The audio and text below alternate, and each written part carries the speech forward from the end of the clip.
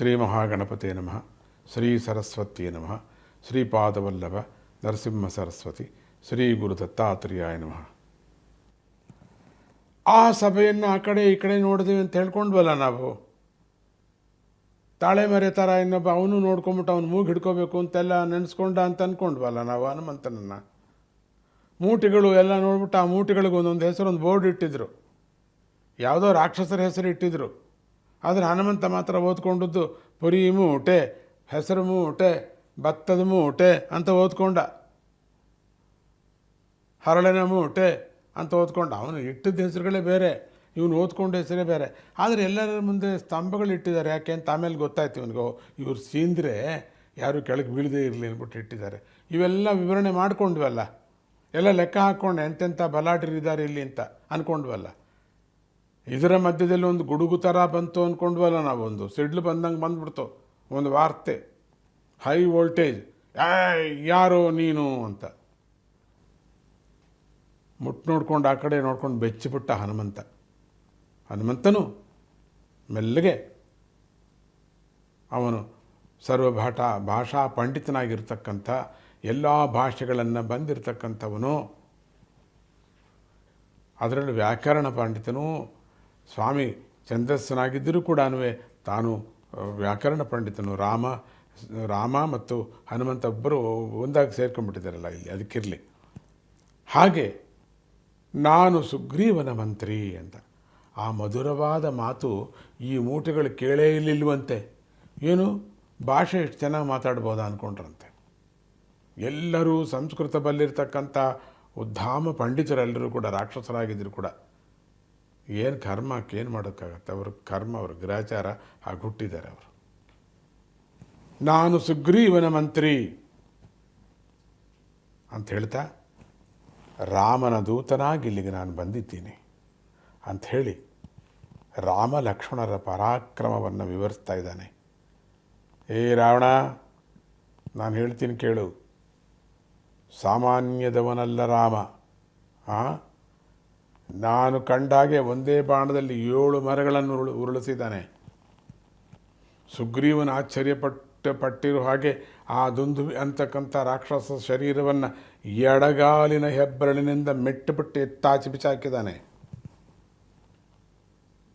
ಅಪಾರವಾಗಿರ್ತಕ್ಕಂಥ ಶಕ್ತಿ. ಏನು ಹೇಳ್ತೀಯ ನೀನು?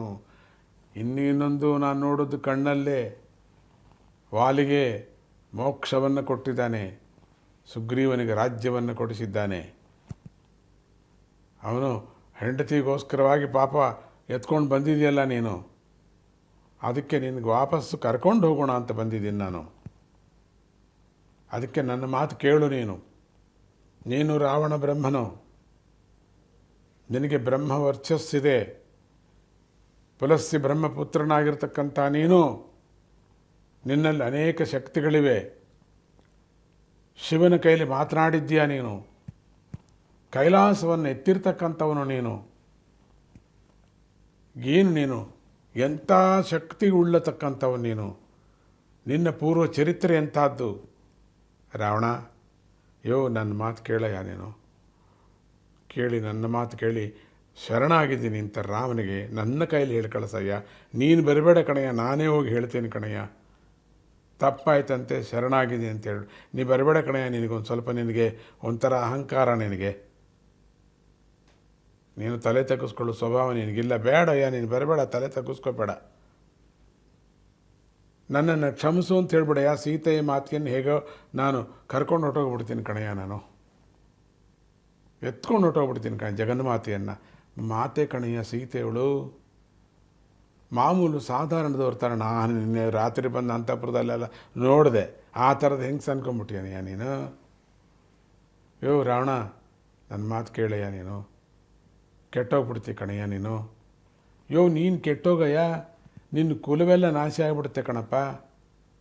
ಎಂಥ ಸುಂದರವಾಗಿರ್ತಕ್ಕಂಥ ಪಟ್ಟಣ. ರಾತ್ರಿ ನೋಡಿದೆ, ಬೆಳದಿಂಗಳಲ್ಲಿ ನೋಡಿದೆ, ಬೆಳಗ್ಗೆ ನಾನು ಎಳ್ಕೊಂಡು ಬರುವಾಗೆಲ್ಲ ನೋಡಿದೆ. ಎಷ್ಟು ಚೆನ್ನಾಗಿದೆ ಪಟ್ಟಣ ಇದು. ಸೃಷ್ಟಿಯಲ್ಲಿ ಅತ್ಯದ್ಭುತವಾಗಿರ್ತಕ್ಕಂಥ ಈ ದ್ವೀಪ ಕಣಯ್ಯ. ಇದನ್ನು ನೀನು ನಾಶ ಮಾಡ್ಕೊಂಡ್ಬಿಡ್ತೀವಿ ಕಣಯ್ಯ. ನೋಡಯ್ಯ, ಸುತ್ತು ಪುರಿ ಮೂಟೆಗಳ ಥರ ಕೂತಿರ್ತಕ್ಕಂಥವರೆಲ್ಲ ಏನೂ ಗೊತ್ತಿಲ್ಲ ಕಣಯ್ಯ, ಅವರಿಗೆ ತಿಂದು ತಿಂದು ತಿಂದು ಮಲಗೋರು ಅನ್ಯಾಯವಾಗಿ ಸಾಯಿಸ್ಬಿಡ್ತಾರೆ ಕಣಯ್ಯ. ಪಾಪ ಕಣಯ್ಯ, ತಿಂದುಬಿಟ್ಟು ಬದುಕಲಿ ಬಿಡಯ್ಯ ಅವರೆಲ್ಲ. ನನ್ನ ಮಾತು ಕೇಳಯ್ಯ. ವಿಧ ವಿಧವಾಗಿ ಹಿತೋಪದೇಶ ಬೇರೆ ತರಹ ಇದೆ.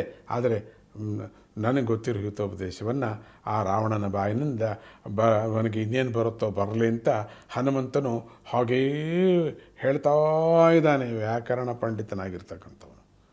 ಜೈ ಗುರುದತ್ತ, ಶ್ರೀ ಗುರುದತ್ತ.